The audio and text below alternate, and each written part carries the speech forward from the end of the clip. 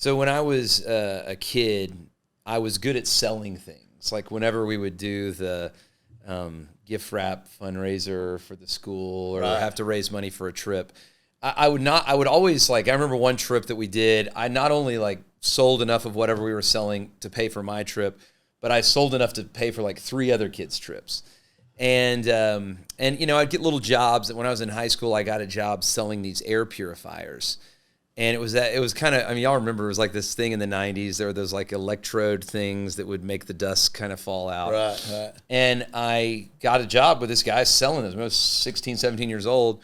And I just sold them. And I would make $650 a pop, which is pretty good money. That's big money. Yeah. Money. And so, and I was good at selling them.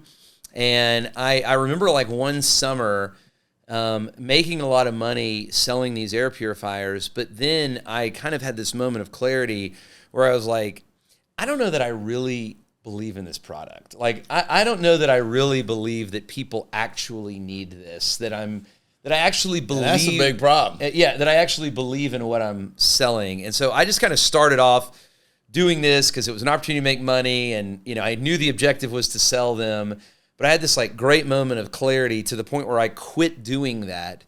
And that kind of began this question in my life that is okay, if I'm going to give my life to something, and if God's given me the ability to be an influential person or somebody that can influence people in a certain direction, what is the thing that I most believe in, that I think is most fundamental, that is most core, that I'll never doubt people's need for it, that I'll never doubt, why I'm actually doing this.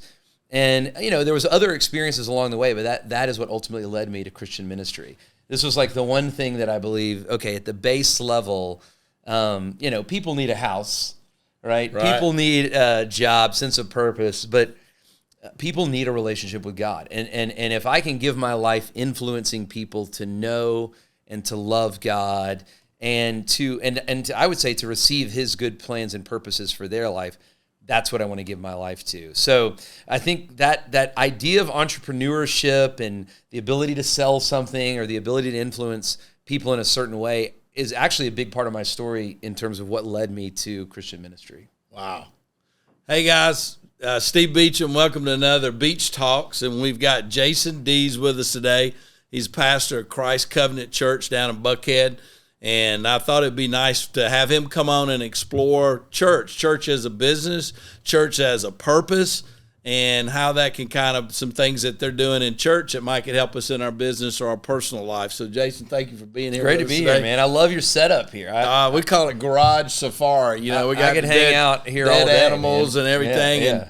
And my son Connor was telling me about your bookcase and everything. I mean, all the books you've got in your tree house, or what? I got a tree house. I got my own little safari thing. Do you read a lot? I do. I read more when I was a younger man. I mean, I have 3 kids, 10, 8, and 6. And just between all the work I have, the nature of my work, I read, I study, I'm preparing sermons. I used to read a lot more just at night for pleasure or just take time to read. So yes, I would still say I'm a reader.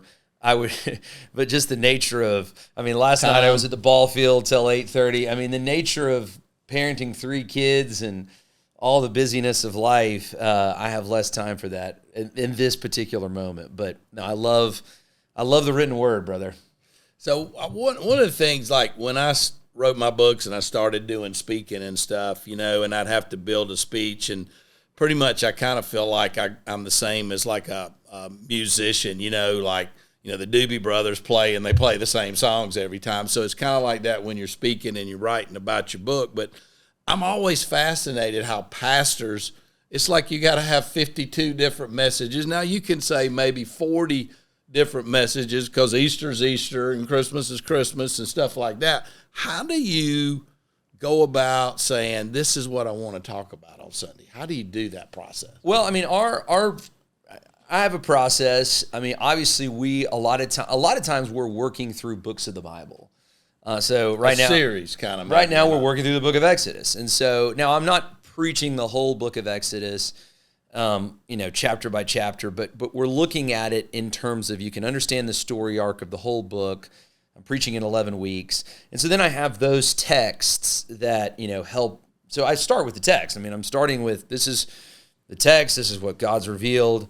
And then obviously the tricky process is, what is this saying? I think that's like the first stop. How does this fit into like God's redemptive story? And then how does that apply to a person on the ground? And I think actually that process is if you think about running the basis kind of a good sermon, you start with your text. You first go to what is the historical, what is the literary context of this passage, and how do I understand the context of what was being said in this passage, in this time, in this place.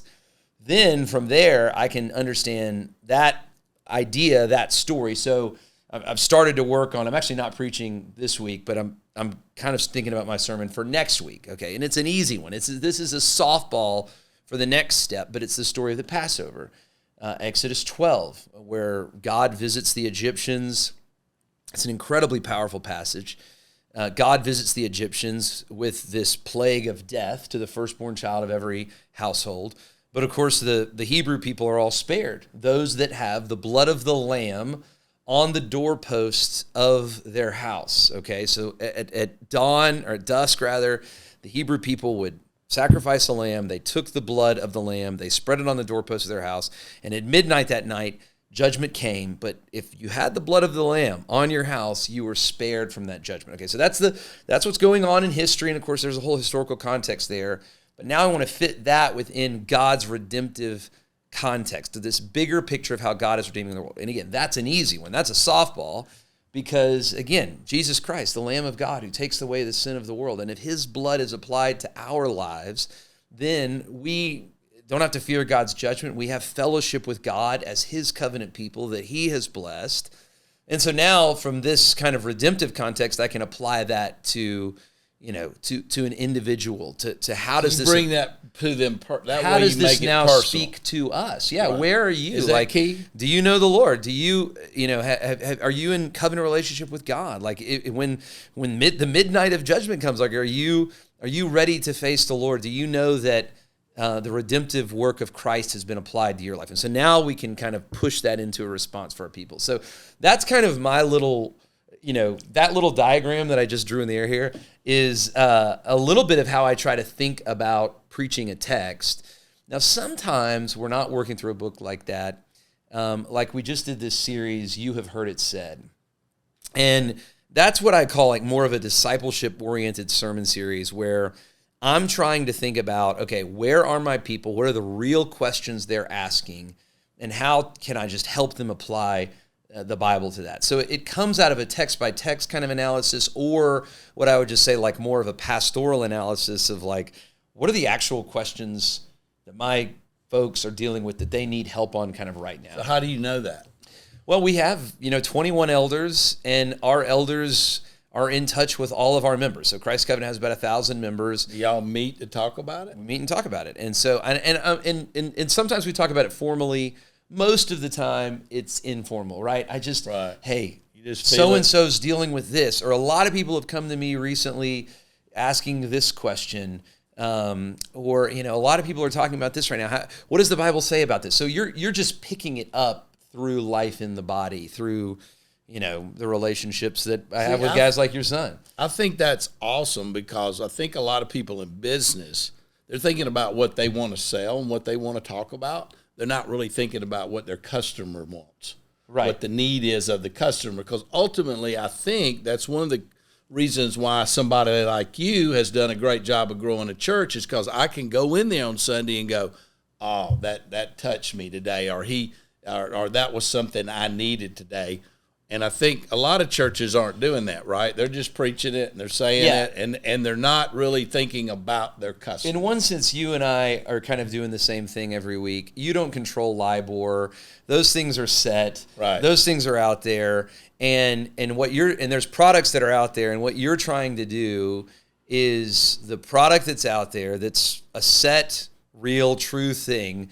You're trying to figure out, how do I apply this to an individual, to a personal situation, in a way that ultimately serves them and will be good for them. And that's really what I'm doing too. So how do you build a church?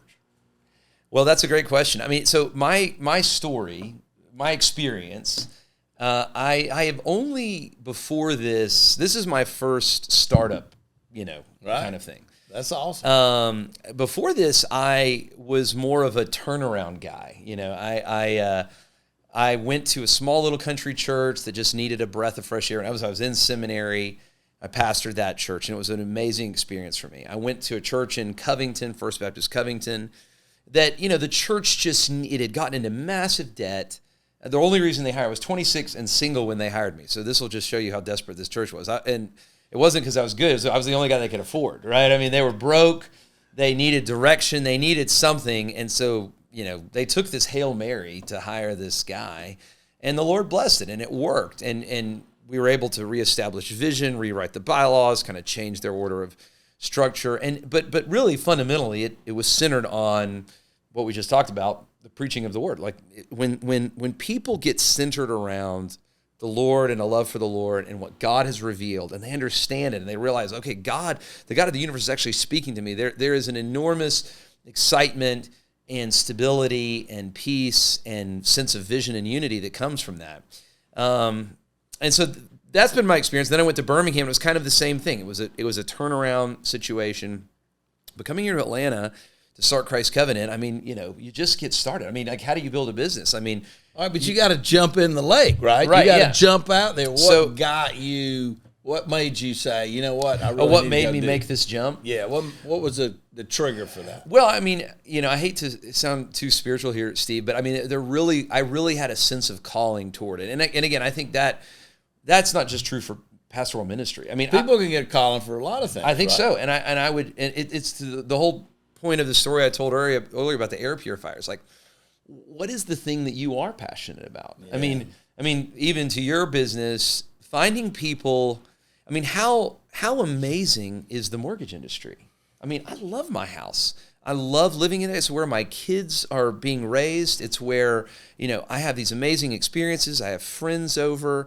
I mean, what a gift is the house. Well, there's no way I could have ever done that without a mortgage. And so what you're doing provides people a tool. It's a bridge to the physical location where most of their life is going to happen. Do you think a lot of people in business don't really understand the depth of what they're doing? Well, I think a lot of people don't have there's not a lot of intentionality towards it. So I think that's what I'm trying to say is, what are you called to? Is it more purposeful?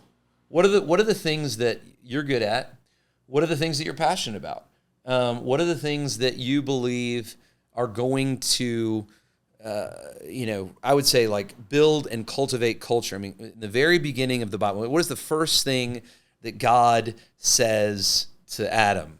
Be fruitful and multiply, fill the earth, take dominion, fill the earth. And so, in a sense, when you go out there and work, you are taking dominion of something and you're filling the earth. You're making you're building culture. You're making the earth more profitable, better. And so I do think that sense of calling, like, how does the Lord want you to fill the earth? How has the Lord wired you and given you passion and experience for that you can fill the earth? And so, but people will tell you they don't feel that. They like certain things, they enjoy what they do, but there hasn't been this overwhelming sense of, oh my gosh, I got to go over here and do this. Right. I got to go. This is what I'm supposed to do for my people that I meet. And I think there's two sides of that coin, okay. Right? So at some base level, there is this, I mean, I think what we're talking about here is like a theology of work. Like, how do we understand what work is? Well, not everybody feels called to what, you and I are lucky. Right, okay? right. I mean, I feel like I'm called to do what I'm doing. I feel like I call it purposeful. I had to relook at how I viewed the world, and I changed my lens, and I feel like what I'm here to do is to help people get from where they are to where they want to go. Yeah. So I view every interaction that way. Yeah. And I'm trying to teach other people to think about that. And I think passion is a lot of times different than purpose. I don't think they're necessarily the same thing. Purpose to me is more like a calling. Right. Okay. Yeah. And so when you get that purpose and you get that calling and you get up every morning, you there's Right, a little right. little more well, in your step. But right? and I think what I was trying to say is I do think I think what we're talking about now can be misunderstood and a little oversold. I do think that at some level, my granddad was a postal worker, okay? He got up every day and delivered mail. Now, is that purposeful?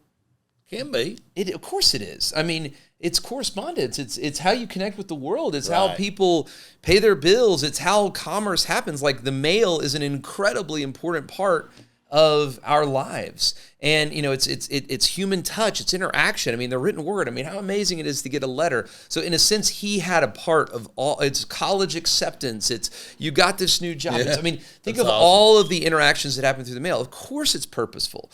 Now, and I never talked But about not every this. mailman sees his job purposeful, and some really do, right? It is purposeful, but it may not be his passion. I mean, it may not be the thing that he's most passionate about. Okay. And so I think you're right. I do think purpose and passion. You can be doing something that's incredibly purposeful, and maybe the weight of that purpose will give you a sense of passion. But I think those are all things that we should think through. And I think what we're talking about right now is people just don't give these things thought. Like, how is what That's the I'm key, isn't doing it? here connected to a bigger and a better purpose? Or did I just kind of stumble into this? Am I just accidentally doing this?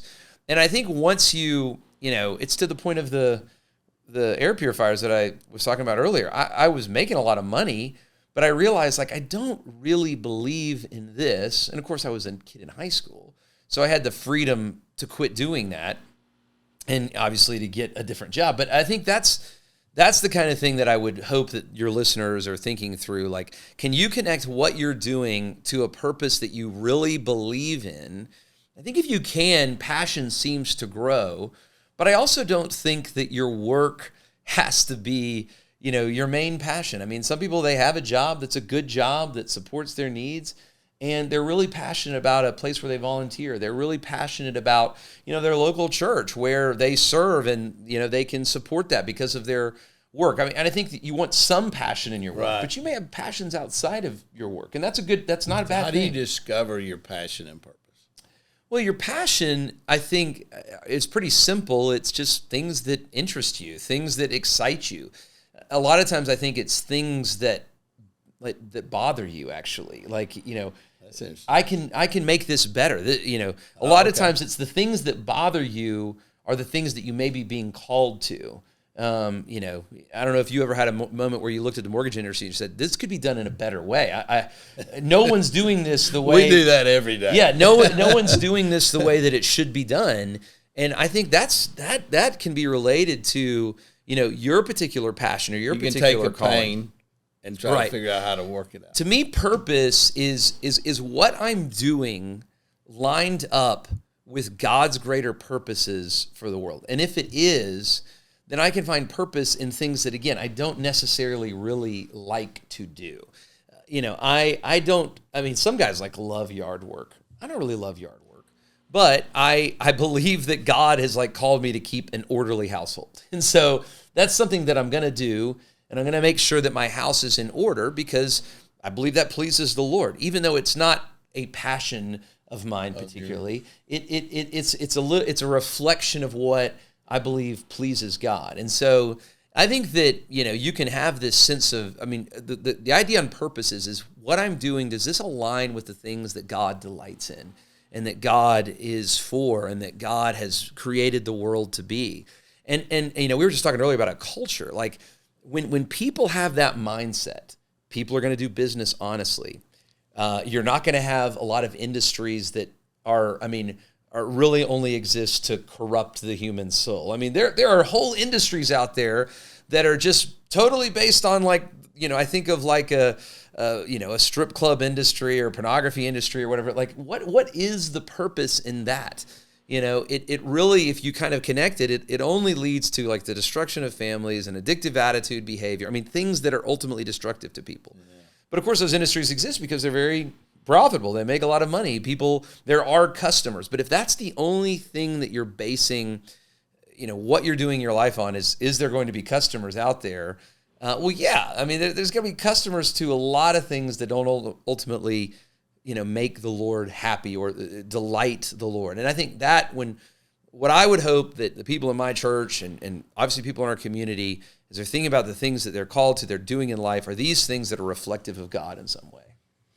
So let's talk about the money of church. How does the money of church work? You know, my guy goes to church and he puts his money in the offering plate. That's a great question, because I think How does that work? People have no idea. I have no idea. Yeah, I mean, I've had people just say, like, you know, like, do you just take a percentage of the tithe for yourself? So, well, I hear in some churches they do that. Well, they give the pastor a day and he gets to keep everything in the collection. I will say this, like, the answer to your question is it depends on the church. You know, there are a lot of churches out there that have. Because I did a loan for a pastor one time, and he says I get a bonus twice a year, and he said I do a sermon, it's and the I love get offering. I get to keep all of that, and I think was a good number. I think that there's different churches that are set up in different ways. You know, but what's a basic ABC church? Yeah, I mean, I think the way our church is set up, and I think this would be reflective of a lot of churches, but it's certainly not all, is people, you know, obviously give,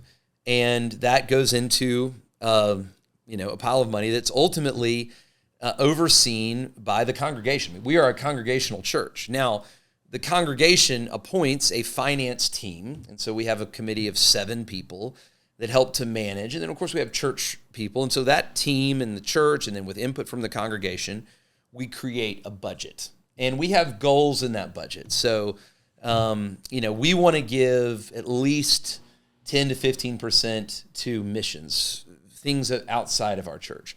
We want to give, you know, right now, because we're building and, you know, we want to make sure there's about 25 to 30% in there for what we're just calling like our capital or operational costs. Savings to spend later. Savings, the building that we are, you know, getting into, you know, mortgage payments, the operations of the building. That includes everything from the maintenance of the building to, you know, light bills and everything else.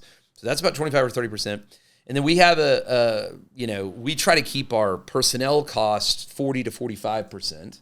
And then, you know, the rest is spent for what we call like ministry budgets. So, you know, different, you know, the different ministries of our church, like the children's ministry, over the resources, the events that they're putting on, those go into different things. We're actually in the budgeting process right now. So that budget is created, and different ministries have their budgets.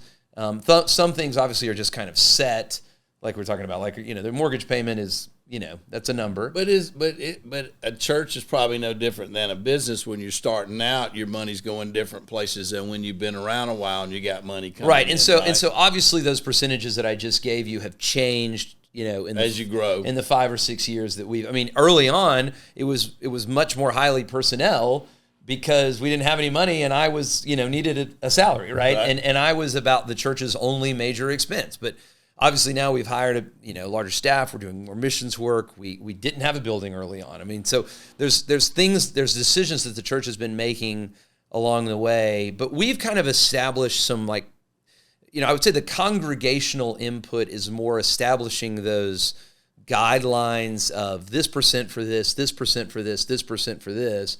And then, of course, as the church grows, we can kind of divvy up, okay, what is the best way to spend this? And we have a personnel committee, again, full of lay people that help us figure out, okay, what are the next best hires that we can make? And obviously they trust me and my leadership and our other staff members to help guide that. So it's not, you know, they're not just showing up and making these decisions, obviously, but there's oversight from the congregation on really how every dime of our church is spent. And that's, I think, the way it should be, because, you know, this is not a for-profit business. I mean, our goal here is to collectively, as a congregation, achieve greater kingdom impact and greater kingdom ministry. So does the giving from the people in the church have seasons?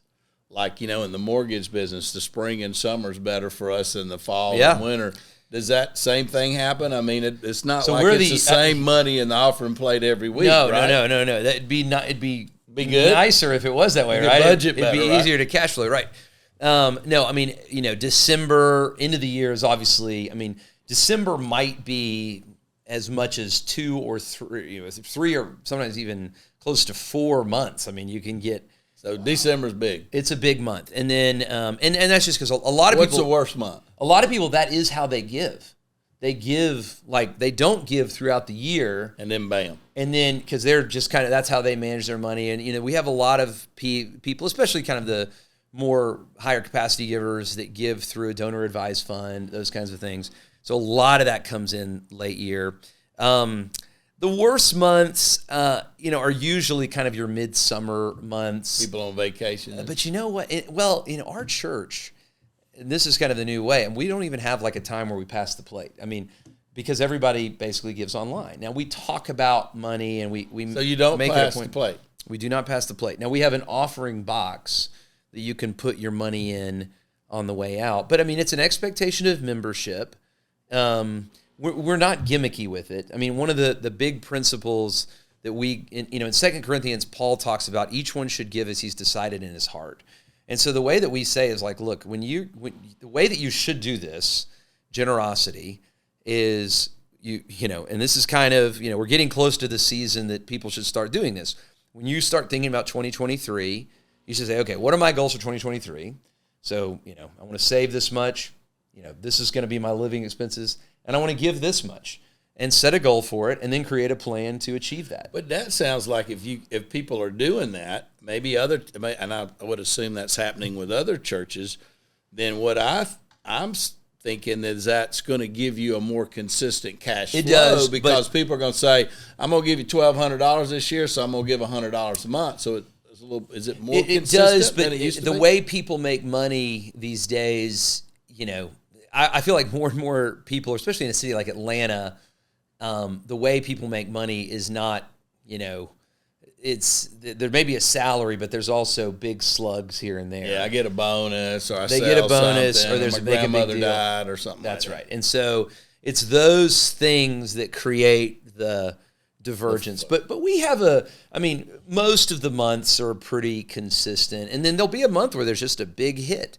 There'll be a month that's a little less. But really, those back-end months are usually really good months for us. So how about advertising and marketing from a church standpoint? We don't do a lot of that. I mean, we have an Instagram account. Most of ours is just word of mouth. And I'm not against that. I mean, actually, we're about to move into this building, and there's a lot of billboards over Armory Yards. And we're actually going to do a billboard that just says grand opening, Christ Covenant grand opening, and just to kind of let people know we're here, we're in this place. But, that's 1 month. It's not like a big part of our, strategy. It's mostly just relationship to relationship to relationship to relationship. So word of mouth that's how we build our business. How do you create more word of mouth? Yeah. One of the things we talk about at Christ Covenant, and I think, I would encourage any person this way, and I think it's just reflective of how God actually desires us to be, but I call it a culture of pursuit. We call it a culture of pursuit. And we can't control, how people will respond. You can't control if somebody's going to buy a mortgage from you or not, but you can pursue them. You can have a culture of pursuit. And I think that's kind of how we are as a church. Like, I can't necessarily control someone's spiritual outcomes. But as a pastor, as an elder, especially if they're a member of our church, I want to pursue godliness in them. I want to be checking in with them. I want to be making sure that they're engaged in a group, they're reading their Bible, they're coming to worship, they're serving somewhere. And so we talk about that as just a posture. Who are you pursuing? Do you have... As everybody in the congregation, who are you pursuing? That's right. It's not just me. Yeah, no. It's our elders. We want you to be thinking about who you can pursue. And really, if they end up here, they end up here. If they don't, they don't. But the whole idea and really the pursue is that they would become disciples of Jesus. So, I want to pursue disciple-making relationships with people. I remember I had a friend that, I'd really poured into, and I would have loved for this friend to have come to Christ Covenant, but, basically, I really poured into, I helped lead this person to faith in Christ, and this person was like, well, you know what, I really think I'm going to go to this other church. I was like, okay, great. But, the goal was met. I want them to see, I want them to be in a thriving relationship with the Lord. But that's really the culture of pursuit that we ask for all of our members, is just, as you as a disciple of Christ, you're called to be a disciple maker. And we do that by pursuing godliness in one another. And we do that by having meaningful relationships with one another. So I mean, I would say Christ Covenant is a very relational church. We have not bought into I mean, we have a lot of content available online, but we don't ever celebrate if you've like streamed our service online. We don't say you've come to church. You've just consumed Christian content. That's all you've done. God has not called us just to consume Christian content, but to be a part of a worshiping body of believers. And so we're calling people into the fellowship of the saints. And we want people to pursue one another and to pursue those in their sphere of influence outside of the church also. Turn that thing off. It's about to drive me crazy. Yeah. We got it cool enough in here. There it goes again.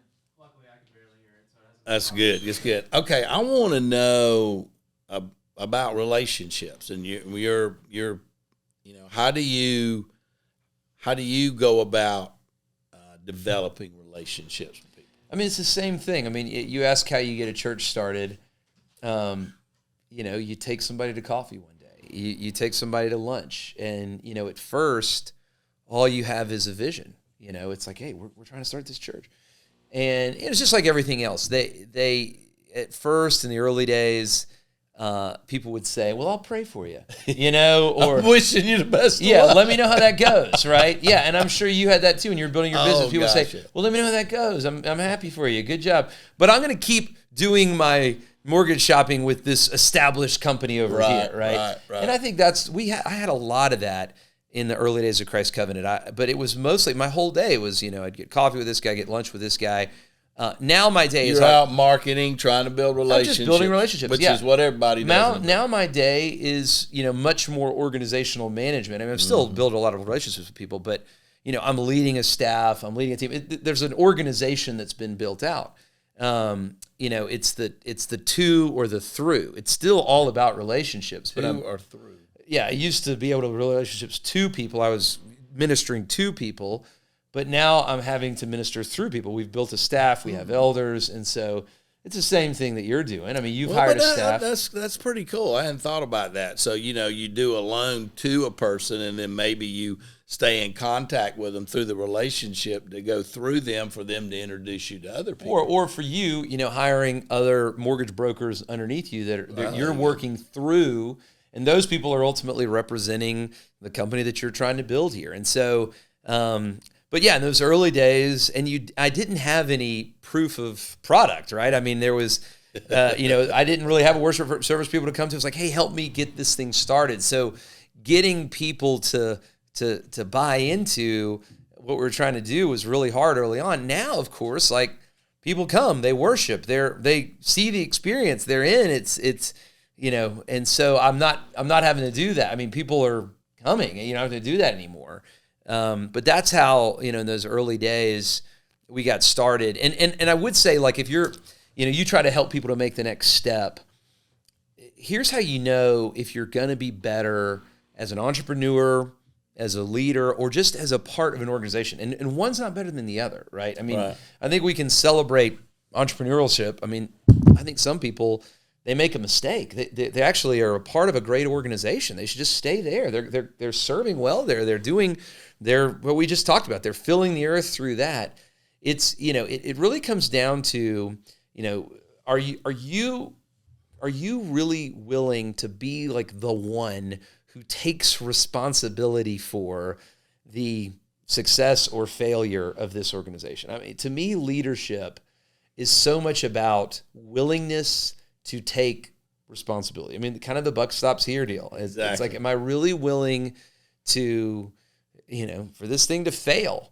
And if you're willing for it to fail, if you're willing to ride the ship into the ground, then you're probably ready to start something, because you're really ready to take responsibility for it no matter what happens. I mean, and for us, I was pastoring a church in Birmingham that, as much success as we've had at Christ Covenant, just now are we about the same size as the church that I left in Birmingham. And so I've kind of come from a similarly sized organization to where we are now after we've had all this success. But of course we're starting from scratch over here, but had this church, we had a, $20 million building, we had all this staff. And so, I had a pretty good thing going there, but we really felt called to what the Lord was doing here, what we thought the Lord was going to do here. And so, but I had to accept that. It's like, okay, it's not necessarily going to be successful. Like you might go over there and people are going to be like, you are a total idiot. You left this great thing and you did that and you totally failed. And I told Paige, I was like, we may have to just kind of do this for 3 years. It fails and, I'll have to go get another job somewhere else. And how do you talk to yourself during that process? What are you saying to yourself to keep you motivated to go in that direction? They're like, I'm gonna jump in here, and I'm not gonna give up. Or do you have I call them tapes. I find a lot of people have these little things that maybe their grandmama told them or their teacher told them or something. Yeah. Do you have a tape that you play? One of the big ones that I play often, and this is what my dad always told me. And he always says, my dad's name is John Dees, a John Dees-ism. He just says, look, son, all you need to really do is just do the next right thing. And I just think that is such a good word because if you've had the best success, you sell 100 mortgages in a day, you've had the best day that you've ever had in business. You know what you need to do? You need to do the next right thing. Like, don't stop doing the next right thing. Oh, that's good. Or if you haven't sold a mortgage in a month and everybody says your mortgage is the worst thing I ever bought, you know what you need to do? Just keep doing the next right thing. Just figure out what is the next thing that will please the Lord, that God has called me to, that I'm supposed to be focused on today. And I'll be honest, there was a lot of days in those early times. I remember. It was in that time, you come over here with high hopes. It's like, man, and even like some of the people that were over here, we had support from Johnson Ferry Baptist, and all these people got on the email list, and they were like, yeah, there's going to be all these people that are come with you. But it really only was about 10 people. It wasn't, there was a lot of people on the email list, but people that actually wanted to do this, there wasn't that many people that would do it. And I would go to lunch with these people, and I remember a lot of people just thought that like Bryant Wright who was the pastor at Johnson Ferry, was a little older at that time, and they thought that he was just doing this to kind of put a successor in place for himself. And they were like, I just wanted to meet the next pastor church. I was like, no, that's not what this is. Why did you put yourself on the email list? Like, we're trying to start a church here. And so it was very discouraging. And also during that time, there was a guy in Birmingham that I thought was a friend of mine, and he had kind of like badmouthed me and I still don't really know why. Like, it's just like, jealousy. Why did that? I don't know. Like, I just don't know. I've never been able to figure out. He was another pastor, but he kind of ruined a potential relationship that we could have had. That was actually a big blow early on, and that had happened. And I had all these little. But you did the next right thing. I did the next right thing, and I have this is a great story. It was that time, and I was really discouraged, and nothing good was happening. And there was this woman that was kind of interested in the church, and she'd put her name on the email list, and I was like, yeah, she's going to say, I'll pray for you. And so, but I was like, you know what? I'm going to go meet with her. And the only time she could meet was like at 6:30 a.m., like way up here. And of course we're living down there. And I was just like, okay, like I'm going to come out, and we met at a coffee shop, and I'm giving her the spiel. And it's that moment where, of course, I'm waiting for her to say, let me know how that goes, or I'll pray for you. And this is not like a millionaire. This is not like, Billy Graham. This is just a normal woman and just an awesome regular lady. And she, in that meeting, just said, well, I'm all in. And when she said that, it was like the same feeling that I had when Jorge Soler hit that home run against the Astros last year. It was like a bolt of electricity just shot through my body, and it was like, okay, I can do this. And I think I just consider that like the Lord's kindness. And I think if you're, there is something, Steve, and I think this is advice I would just give to anybody, whether you're in business or you're a husband or your wife or your child or whatever stewardship you have, like faithfulness. Just being faithful to do the little things that the Lord has called you to. If you're faithful in the small things, what you're doing is you're always sowing good seeds. Always sow a good seed. You can sow good seeds, you can sow bad seed. Always sow a good seed. And, it's amazing those early days, those people that said, we'll pray for you or get back to me on this or let's see how it goes. a lot of those people did see how it went, and it went well, and now they're thriving church members. 2 or 3 years, or even 1 or 6 months later, they jumped in on what was going on. And so I'm so glad that, I had a lot of those meetings early on, which at the time were actually kind of discouraging, but I was sowing good seeds. That's awesome. And in time, the Lord gave a harvest to those seeds. And so, I think that that's a good word if you're just starting out. And that's also a good word if you've really been successful. I think actually when you've been successful is when it's more dangerous. It's when you can start sowing bad seeds. It's when you can start not doing the next right thing.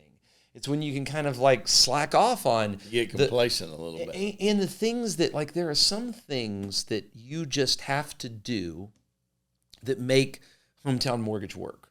That's the thing. Like, I've got to stay focused on preaching. One of the things that I do is I follow up with, I will send a text to every visitor that visits the church that fills out a card. First Sunday is like our new member kind of orientation to the church. There's our elders, having good elders and focusing on the elders meeting, caring for them. There's some things that I just have to do. Now, there's a lot of part of my job that changes, but there's some things that I've got to stay faithful on these things. And it's like, if I'll stay faithful on those things, that's where you bring the most value. But when you get successful, it's easy to slack off on those things because those things could be a grind. Yeah. And so I just think that that's where, if you're doing the next right thing, sowing good seeds and doing the things that, really make the organization, not quitting on the base things that make the organization, that's the magic sauce that I found. Do you find that, because you're pastoring a church, you've got people from all walks of life and all financial situations. Do you find that highly successful people are thinking differently than others? I mean, yes. Yes and if no. I'm down and out and not doing well, what would you say to me to get me thinking a more positive, I don't know direction? That I don't know that being, having a good posture and doing things well will necessarily make you highly successful. I think you'll usually be successful. I think sometimes highly successful, again, it's how we determine highly successful.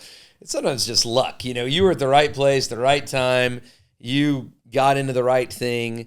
But I think that the people that generally, have good marriages. I'm just going to, I'll define. Success is not necessarily financial. Generally the people that have good marriages, generally the people that, can keep a steady job, that are good parents, that have, that are respected in their communities. I mean, generally those people are the people, kind of like what we've been saying, that, can be consistent and reliable and faithful and have a sense of diligence and discipline about them. And they can be steady at things. And I think it's also too, I think where I see a lot of, I talk a lot about, Connor's heard me talk a lot about idols. Idols can creep into people's lives, and idols always overpromise and underdeliver. And so I think if you can keep yourself from idol worship, you can have a long run. And an idol that people get into is, for example, their work. Well, work is a very good thing. God commands us to work. It's very profitable.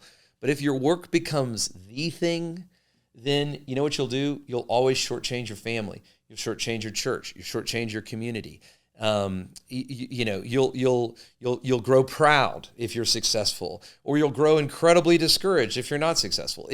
And so the thing was meant to be God. If your reputation is the thing, well, you probably won't be courageous when you need to be courageous, because you'll always be, well, what are they going to think about me? What are they going to have to say about me? Well, the thing is meant to be God. And if he is the thing, if there's this foundation to your life that is unshakable and unchangeable, then it keeps you from getting into these idols that can ultimately destroy you. There's different hidden sins that people think, well, I have to have this in my life, and they know it's not really right, but it makes me feel good.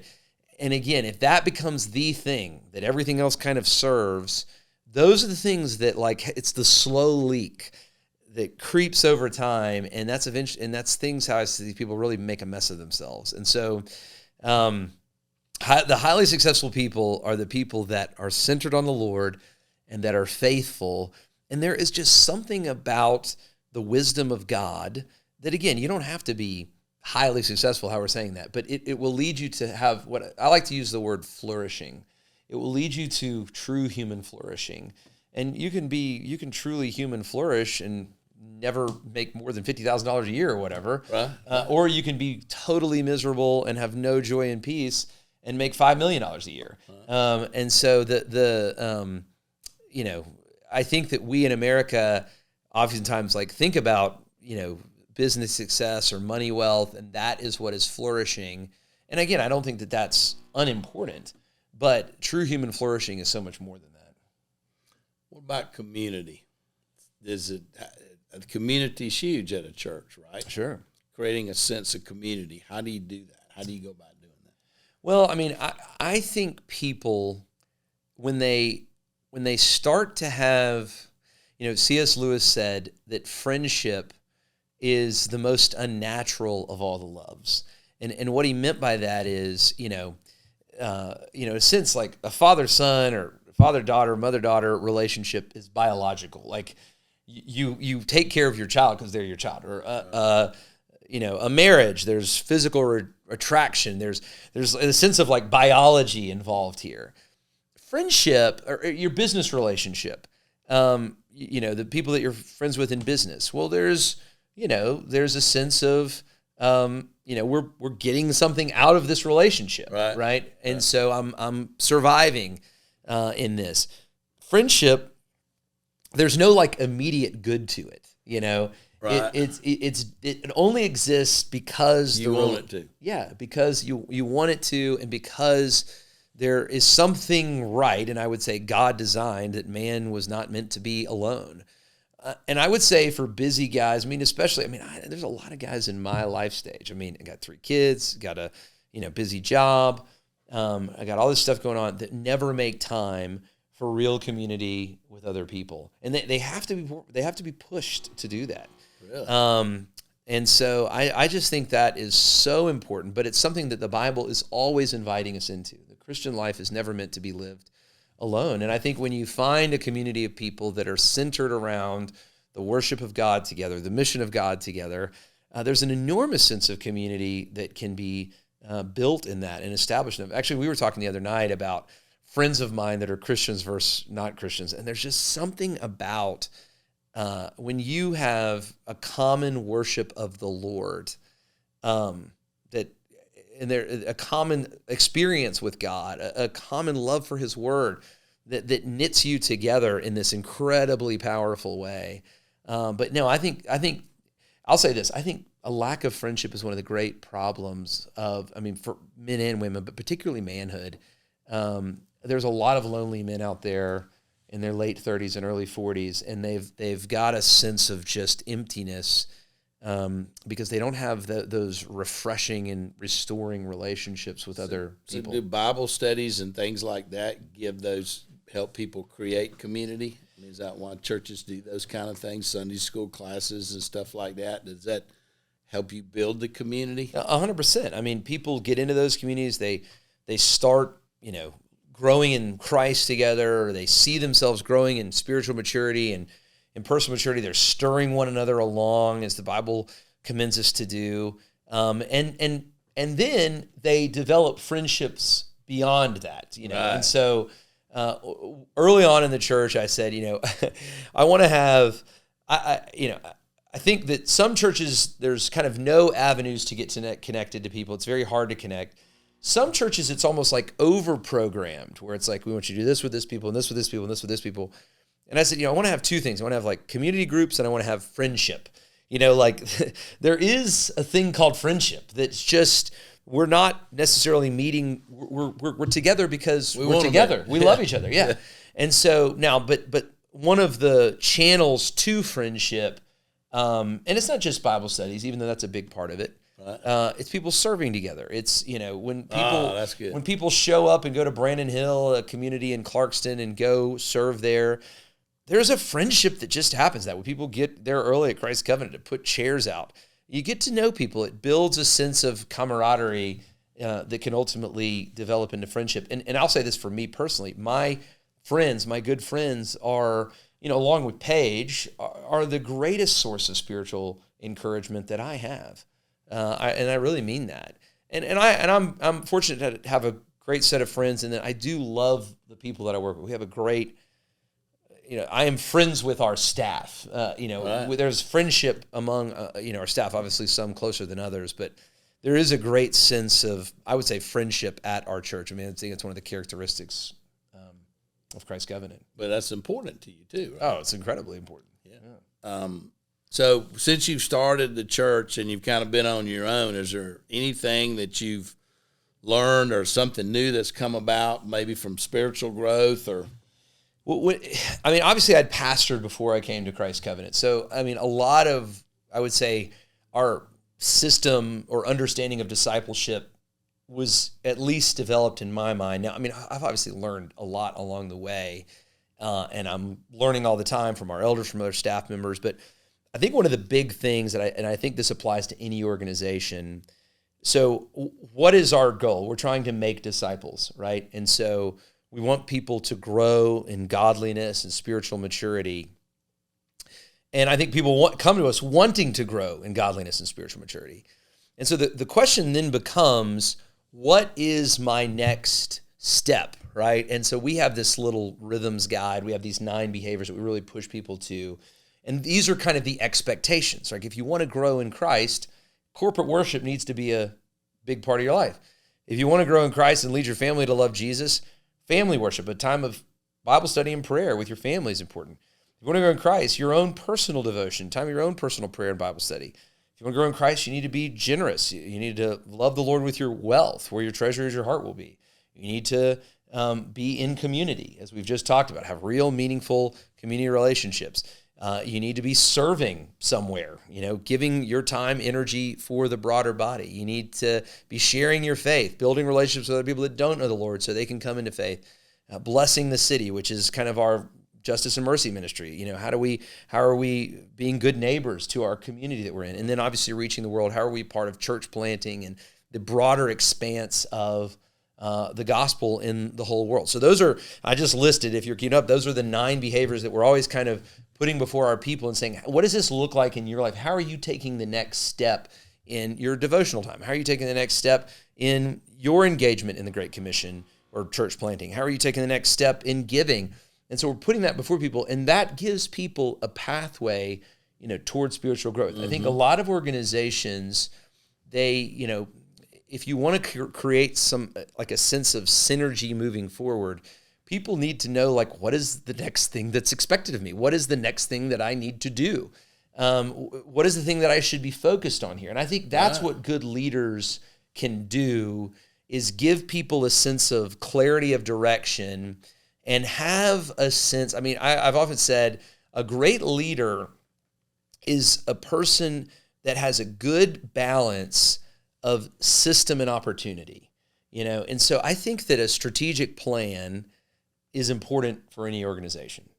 However, I think some people are so married to the strategic plan that they miss opportunities that come right under their nose. I think there's opportunities that come up that you just couldn't have predicted.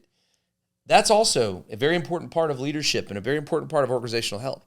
But I think some leaders are chasing every opportunity. They don't know how to say no to a good opportunity. And it might be a good opportunity, but it's not really the best opportunity. On the path. It doesn't really serve the plan in any way. And so I think that is, if you're in organizational leadership, to me, helping your organization understand an expectation, a path forward for whatever it is. Ours is spiritual growth. Ours is the life of a disciple. Whatever you're doing, what is that path forward for organizational growth and development, and what is the next expectation? And then that balance of strategic plan, and you could call it flexibility, or I call it just opportunity. When good opportunities come along, How do you know when to take them, when not to take them, and can you be attuned to them? So those are just a couple of, I think, organizational things that are beneficial, whether it's church or if you own a flower shop. No, it's huge, right? And you're giving them some ideas to help them continue to grow. And I think that you're right. That's leadership. Well, hey, we want to thank Jason for coming today. I really appreciate it. And I hope y'all enjoyed another episode of Beach Talks. And check us out on Spotify and iTunes. We've got a lot of other great guests that we've had on. Thank you.